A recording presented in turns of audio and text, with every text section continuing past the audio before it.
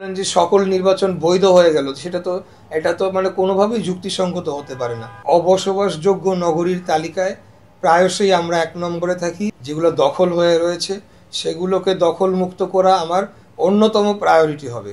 আমি আমার নির্বাচনটার কথাই খালি বলবো। ২০২০ সালের ১লা ফেব্রুয়ারি অনুষ্ঠিত যে সিটি কর্পোরেশন দক্ষিণের যে নির্বাচনটি হয়েছিল, সেখানে প্রার্থী হিসেবে শুরু থেকে শেষ পর্যন্ত সকল আইন মেনেই তো আমি নির্বাচনে প্রার্থী হয়েছিলাম কমিশনের মাধ্যমে। প্রত্যেক দিনের যে ঘটনাগুলো ঘটে, আমাদের সাথে যে অনিয়ম করা হয়, আমাদের সাথে যে ধরনের হামলা করা হয়, যে ধরনের আচরণবিধি লঙ্ঘন করে প্রত্যেকটা দিনের কিন্তু আমরা এটা আমার স্বাক্ষরিত অভিযোগ বা আমার যে রিপ্রেজেন্টেটিভ তাদের স্বাক্ষরিত অভিযোগ কিন্তু বারে বারে তখন রিটার্নিং কর্মকর্তার কাছে দেয়া হয়েছিল। এই সকল তারা কোনোটারই পদক্ষেপ নেয় নাই। এগুলা আদালতে সাক্ষ্য প্রমাণ হিসাবে দাখিল করা হয়েছে।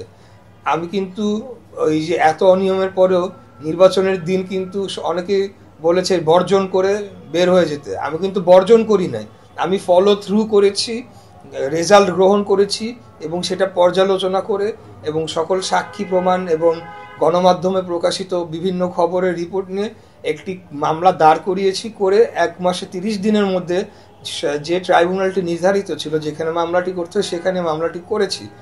আমি আমার নির্বাচনে তো সকল প্রক্রিয়া ফলো করেই আমি শেখ হাসিনার আমলে অনুষ্ঠিত আমার যে নির্বাচনটি ছিল সেটিকে আমি চ্যালেঞ্জ করে আজকে এসে আমি রায় পেয়েছি। এটা যদি এখন আপনি বলেন যে সকল নির্বাচন বৈধ হয়ে গেল, এটা তো মানে কোনোভাবেই যুক্তিসঙ্গত হতে পারে না। আমার নির্বাচনটা কি আর 10টা নির্বাচনের মতো এক হয়েছিল নাকি? যেগুলো বর্জন করা হয়েছে দলের পক্ষ থেকে সেটা তো বর্জন করা হয়েছে। আর কেউ যদি আমার মতো এরকম মামলা করে তারা ফাইট করে আসে, তাহলে তো সেটা স্থানীয় সরকার যে আইন রয়েছে ২০১০ সেটা অনুযায়ী ডিল করতে হবে সরকারকে। এটা যারা উঠাচ্ছে আসলে আপনারা দেখেন যে তাদের কোনো স্বার্থ রয়েছে কিনা। যে আমি যদি মেয়রের পদে আসীন হই তাহলে তাদের কোনো ব্যক্তি স্বার্থে আঘাত লাগতে পারে, তাদের কোনো অন্য ভিন্ন রাজনৈতিক স্বার্থ থাকতে পারে। এখানে এই আলোচনাগুলো ওঠানো সম্পূর্ণ অবান্তর বলে আমি মনে করি। এখানে আপনারা জানেন যে ঢাকা শহরের যে সমস্যার কোনো শেষ নাই। এখানে পৃথিবীর অবসবাসযোগ্য নগরীর তালিকায় প্রায়শই আমরা ১ নম্বরে থাকি। ১ থেকে ৫ বা কোনো সময় ৭-এ তো আমরা থাকি। যুদ্ধ বিধ্বস্ত যে নগরীগুলো রয়েছে রাজধানীর পৃথিবীর, তাদের পাশাপাশি আমাদের অবস্থান।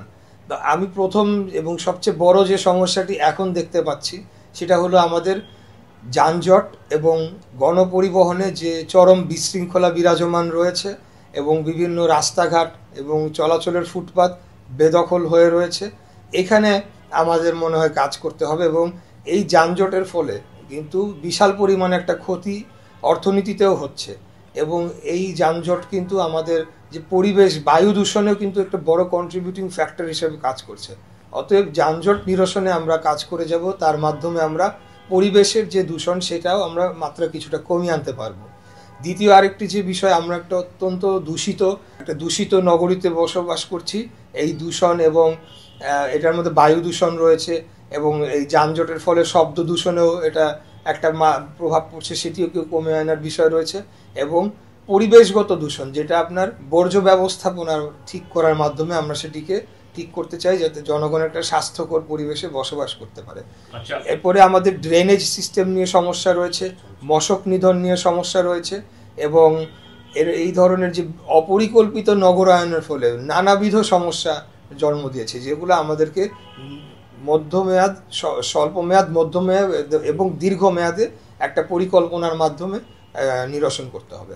আমাদের বিভিন্ন সরকারি যে জমি রয়েছে বা সিটি কর্পোরেশনের জমি, অন্যান্য জায়গা যেগুলো দখল হয়ে রয়েছে সেগুলোকে দখল মুক্ত করা আমার অন্যতম প্রায়োরিটি হবে।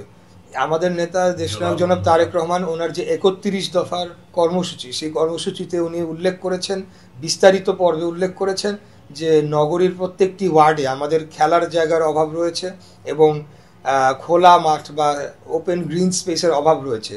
তো আমরা প্রত্যেকটি সরকারি জায়গা যেগুলো দখল হয়ে গেছে সেগুলোকে উদ্ধার করে আমরা সেখানে খেলার মাঠ নির্মাণ করব, অথবা আমরা সেখানে হাঁটা চলার জন্য আমরা পার্ক নির্মাণ করব এবং আমরা প্রচুর পরিমাণে গাছ লাগাবো।